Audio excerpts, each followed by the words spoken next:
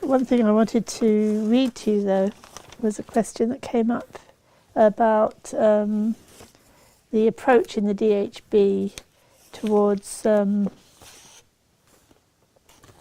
emphasizing the Buddha qualities rather than starting off by talking a lot about dukkha and suffering. And so I thought I'd read to you a little bit from this text. Well, this is a collection of texts from the Ratnakutta series of sutras. It's called A Treasury of Mahayana Sutras, edited by Gama Chang and Jama Sisi Chang. And it's the sutra called here the Definitive Vinaya.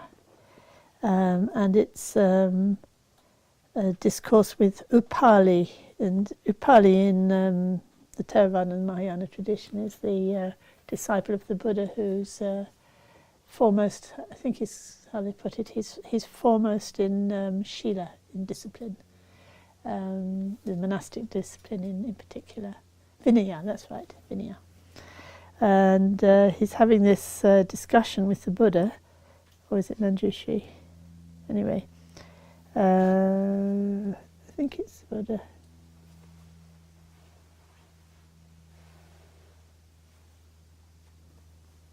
It's a long discourse, yes, between the world-honoured one and Upali. I like that title, the world-honoured one. Repole, it's very hard for those who pursue the Mahayana to attain supreme enlightenment. They cannot achieve it unless they are equipped with great, magnificent virtues.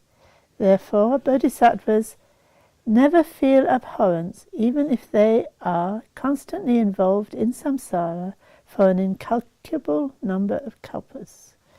This is why the Tathagata, through his observation, finds that he should not always teach the doctrine of renunciation to followers of the Mahayana, nor should he always teach them the way to realize nirvana quickly.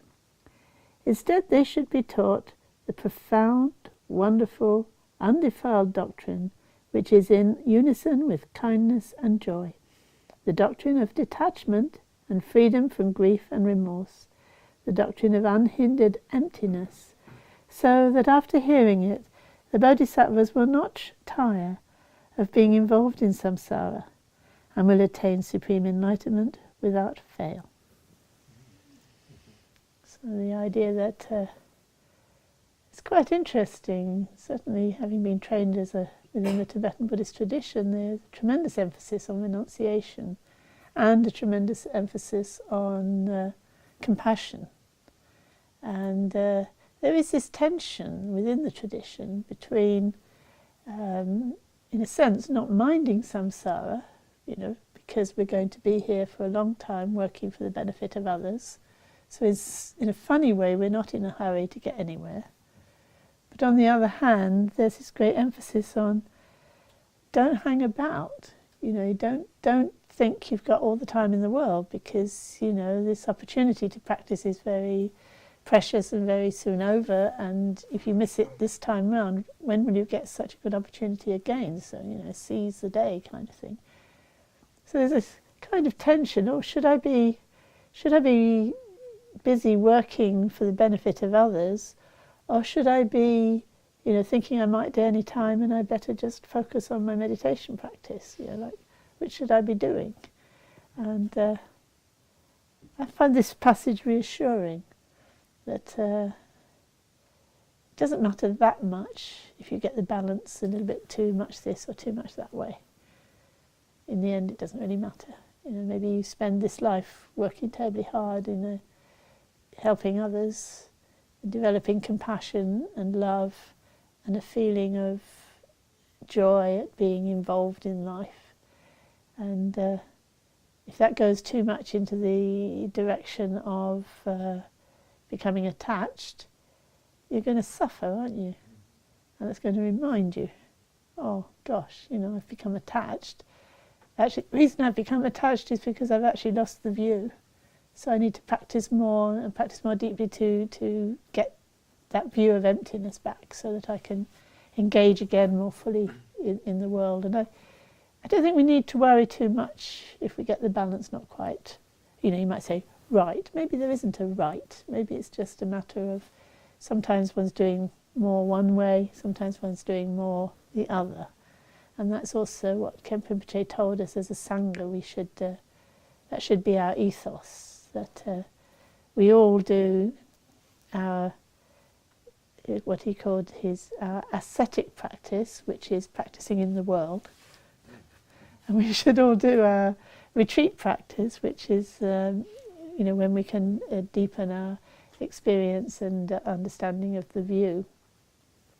So we should all be, it doesn't really matter. Some people it might be the time that they can spend their whole life in retreat, and for some people it may be the time that they're busy their whole life, but preparing for maybe the next life they're going to do a lot more retreats. So we can all sort of kind of go in and out of retreat. Maybe some people do it just for a week, some do it for months, some do it for years. But just alternating round and round and supporting each other in whatever we're doing. So that's very much the ethos that Khenpo Rinpoche told us to have as a Sangha. And again, if you're going to be involved in the world, you do get involved in family, you do get involved in the worldly concerns of a family. You know, like, you may not care whether you've got, I don't know, whatever it is, the latest fashion in design or whatever, but maybe your family does, and you've got to deal with that. You've got to kind of get involved in things which you think are just, perhaps you wouldn't choose to get involved in, and you will wonder to yourself, is this actually, you know, am I actually just getting sucked into somebody else's worldliness, or even my own worldliness, or am I really giving this, the Dharma, the full attention that I aspire to? I think we've all got to make our peace with that, I don't think we're looking for the right answer, we're just looking for working with whatever answer we're currently working with, doing that as best we can, and always having this aspiration to keep going along the path.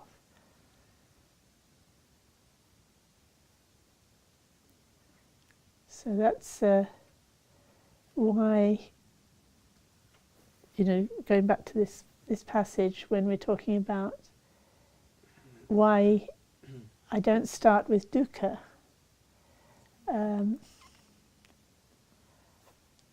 Mainly I don't start with dukkha because I think there's no point in thinking about dukkha if you don't have any faith in anything. You know, you're just loading more sense of problem, but where's it going? So I think people come to Dharma because they already have a sense of problem. And now what they're looking for is there some kind of hope of a solution even? And when we have a better understanding of what we know already in our own experience, and some sense of inspiration and confidence in that, then we can start thinking about suffering. Because every time we think about the suffering, we come back to that sense of confidence about, you know, heart wish and confidence and how we're going to practice. And then all the suffering, if you don't do that, reminds you, oh, yeah, better get back to that. You've got some point of reference to come back to. So that's really my motivation, because it's not that we're going to sidestep the issue of suffering. There's a very interesting passage in the Srimala Devi Sutra where, did I mention this the other day? No, maybe not. But it's always I'm always remembering it, where she says that the suffering, the reason that the Shravakas and Vacheka Buddhas, which are kind of categories of enlightened beings, don't realise the full, the full enlightenment, the true absolute reality, is because they don't really realize the nature of dukkha, which is a bit surprising, because one tends to think, or the texts tend to say, well, the Shravakas and Pratyeka Buddhas, they meditate on suffering, and that's why they become very motivated to realize nirvana, and then they realize nirvana, but they don't realize full nirvana because they don't have the compassion that the bodhisattvas have. But it doesn't explain the reason, and the reason is they don't have that compassion because they don't really realize the true nature of dukkha. It's the bodhisattvas who realize the true nature of dukkha and therefore have the compassion, which I find that very compelling, that we understand suffering to a certain extent, but we always have this sense we can fix it somehow. Something we can fix, something that could be, whereas what the true nature of compassion is something of compassion or suffering, is this all-pervading, I think you could almost say sensitivity.